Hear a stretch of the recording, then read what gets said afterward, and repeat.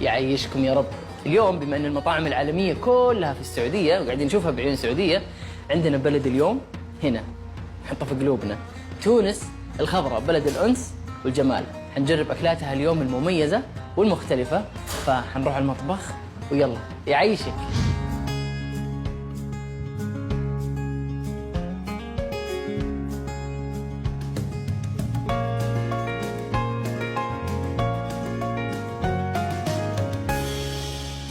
وهذه سفرتنا المتواضعة الجميلة من تونس الخضراء. عندنا الكسكسي التونسي، وعندنا السلطة الخضراء، وعجاب المرقاز والكمونية، وعندنا أنواع السلطات، وأهم شيء عندنا وأهم شيء يعني في رمضان تحديدا في تونس البريك التونسي والخبز بكل أنواعه. نبدأ مع البريك التونسي، وهي يعني تعتبر من أهم الوجبات في رمضان. طبعا عبارة عن بيض وتونة وجبنة مخلوطة كذا مع بعض في هذا الخبز.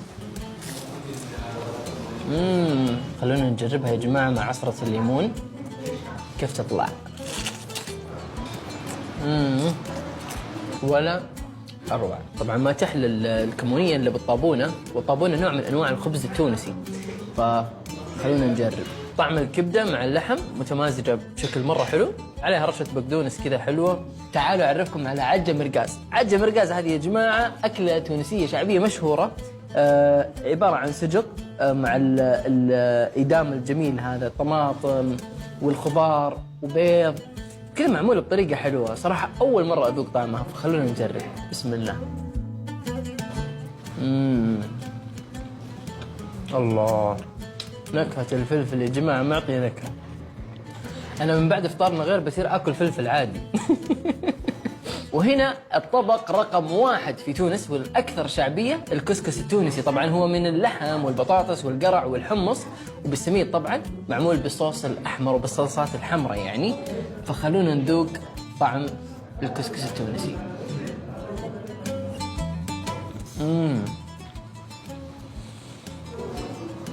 واو، طلع يجنن، رهيب. طبعا الكسكس يا جماعة يجي منه بالدجاج وباللحم وبالسمك. احنا اليوم جربنا اللي باللحم، بس مثلا اللي في الساحل تاكله بالسمك. عموما السفرة كانت جميلة ورائعة الصراحة. مذاق الأكل التونسي من المذاقات اللي تبقى في بالك ما تنساها، لأنه أكلهم أصيل يا جماعة، وأكلهم لذيذ ويشهي الصراحة. يعطيهم العافية. خلونا نشوف الشيف زبير كيف قاعدين يحضرون هذه الأكلات، وإيش أشهر أكلة عندهم في رمضان. إيش أشهر أكلة الناس يأكلونها في تونس في رمضان؟ أشهر الأكلات هي الشوربة، نسوي الشوربة وبريك مع طبق الرئيسي اللي هو الشوربة. لها أنواع ولا هي نوع واحد؟ في كثير أنواع، بس إحنا نسوي نوعين، اللي هي شوربة لسان عصفور اللي إحنا مشهورين بها، هي شوربة الشعير. الله. أيوه. إيش يميز اليوم المطبخ التونسي عن المطاعم العالمية الثانية؟ والله بالبهارات التونسية وبالهريسة.